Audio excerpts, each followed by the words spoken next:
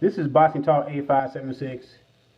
I'm going to tell you right now, if you're a teenager or a kid that's on YouTube, that watch YouTube videos, that like this person that I'm about to talk about, Floyd Mayweather Jr., if you're still living at home with mom, this video is not for you.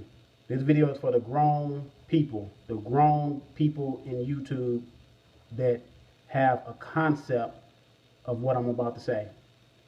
This video is going to be about Floyd Mayweather in the shadows of the big event that he's pushed down the boxing fans' throat year after year after year. I'm going to start with the Victor Ortiz fight. Well, I want to go back to the Juan Manuel Marquez fight. This is the fight that Mayweather came back and fought after his retirement, or a long layoff that he takes, quote-unquote retirements. He came back. Manny Pacquiao was hot. Manny Pacquiao was doing his thing, knocking guys out, beating guys up, beating them down, punking heads at the punking heads. And Mayweather, seen it. He wanted some of the limelight back because everybody was saying Pacquiao is the pound-for-pound fighter. So Mayweather announced that he was going to fight Juan Marquez. His reason for fighting Marquez is Marquez was the second pound-for-pound fighter behind Manny Pacquiao. So he signed to fight that fight. Let me remind you that Marquez came up a couple weight classes to fight Floyd Mayweather. Floyd Mayweather entered the fight not making weight. He was like 6-7 pounds over the weight. He paid Marquez some money for the fight to go on. He had to pay because he was overweight. The fight went to a decision. He did knock Marquez down, but he didn't stop him. He didn't beat him up. He just did his quote-unquote skillfully thing in the ring and beat Marquez, a little guy. I'm going to go to the Victor Ortiz fight. See, my thing is, what I talked about in my last video, don't get caught up in the big events, especially when it comes to Floyd Mayweather, because he has set the blueprint for these big, quote-unquote, big events, and opponent doesn't mean anything. I'm the big dog, I'm the big event. You should pay because you're paying to see me showcase my skills and pay $60, $70, $80, $100 to see me showcase my skills. So he fought Victor Ortiz. Victor Ortiz beat up Andre Berto. He beat Andre Berto in a drag him out, not rock 'em sock 'em fight. It was a great fight. To me, it probably was a fight of the year. Mayweather and 50 Cent was at the fight, attending the fight. He said he wasn't scouting anyone, but he ended up fighting Ortiz out of that fight. So if he wasn't scouting anyone, why did he pick somebody from that fight? So he picked to fight Victor Ortiz. This is one of his big event fights. When you're a guy in Mayweather's position that he was in, and you're able to choose your opponent, don't tell me you choosing to fight Victor Ortiz because he came off his best victory in Andre Berto. And Victor Ortiz, prior to that fight, had quit on his stool versus Marcus Maidana and said he shouldn't be taking punches, he shouldn't be in the sport. So don't tell me that you should be fighting that guy when you got other fighters out there like Martinez that at the time that wanted to fight you.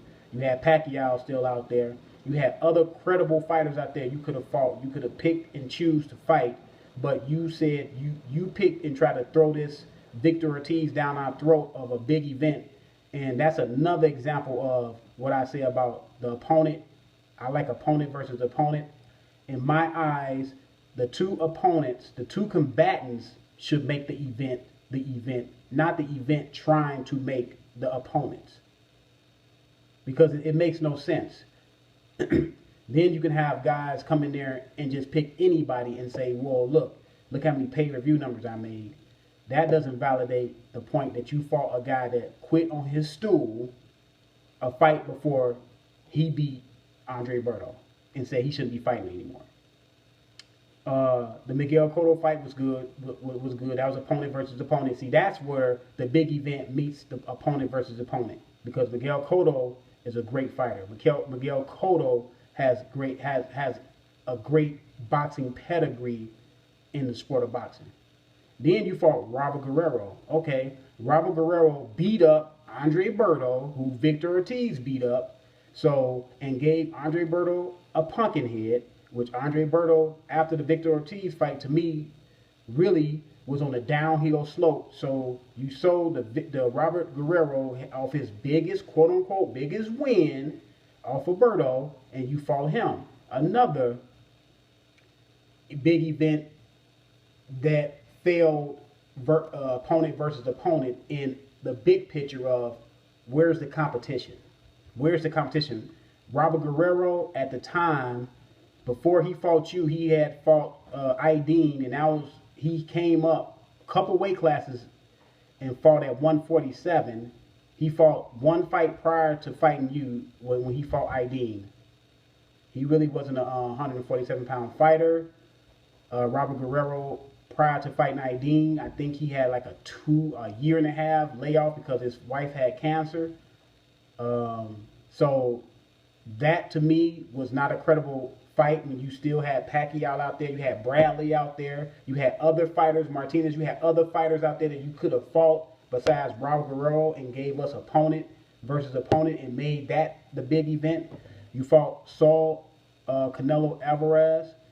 To me, at that point, Canelo Alvarez was not the monster that people was making him out to be. He was struggling against guys that were smaller than him. He was hurt bad against Cotto brother.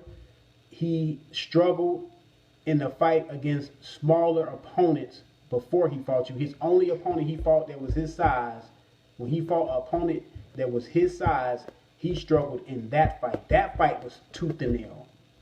So Saul Alvarez at that point in his career was not a monster. But people will have you make believe that Saul Alvarez was that monster, especially heavy Mayweather fans, because they want to sell that fight and make it credible. At the time, it was not, in my eyes, a credible fight, because I only gave Saul Alvarez a 20 to 25% chance of winning that fight. So that's another one of opponent. If that was not opponent versus opponent, that was another quote-unquote Mayweather's big event fight. You fought Marcus Maidana. You said Marcus Maidana came off his best victory. His best victory came against Adrian Broner. The same Adrian Broner, I know he moved up 2 weight classes and beat Paulie Malignaggi. He struggled in that fight against Paulie Malignaggi. Struggled big time. Big time. At that time that Marcus Maidana fought Adrian Broner, he didn't beat a great fighter. He just beat a guy with a name, a great name that was riding off of Mayweather's quote-unquote next Mayweather, taking Mayweather's spot. So he had a great name, but he was not a great opponent. You still had Pacquiao out there. You still had Bradley out there you could have fought. You had other fighters that you could have picked to give us opponent versus opponent, and the opponents making the big event. That was another fight, and Marcus Maidana, in my opinion, won that fight. But that doesn't validate the point that you fought him. You didn't give us opponent versus opponent until you fought Manny Pacquiao and Cotto. So out of 1, 2, 3, 4, 5, 6, 7 fights, you sold us on a big event, so we won't see who you're fighting and criticize the guys that you were fighting. But see, guys that really know something about boxing, they're going to criticize the person you're fighting if it's not credible in their minds. In my opinion, I don't care about the big event. If the big event doesn't match the opponents, it's obsolete in my mind. So that's why I was criticizing you for fighting Victor Ortiz. I criticized you for fighting Robert Guerrero. I was critical of you fighting Saul Alvarez. I was critical of you fighting Marcus Maidana. I was critical of those fights because those fights did not meet my expectations of a credible fight as far as a big event. All you sold us was a game of shadows. You sold the fans a game of shadows, Mr. Floyd Mayweather. And then your fans bagged you by making a claim on why it's credible for these guys, for you to fight these guys. But I'm here to tell you that I look through the shadows. I see the opponents you fought. The big event did not cloud my judgment. It didn't make me blind to the fact that you fought Robert Guerrero, that you fought Victor Ortiz, who quit on his stool, a fight before he beat Andre Berto and said he shouldn't fight anymore. Marcus McDonald, who beat Adrian Broner, all he beat was a great hype man. He didn't beat a great fighter because Adrian Broner wasn't a great fighter then, and he's not a great fighter now. So, and Robert Guerrero. So, that's my take on it. You can leave your comments below. Let me know what your take on it is. This is Boxing Talk 8576. I'm out.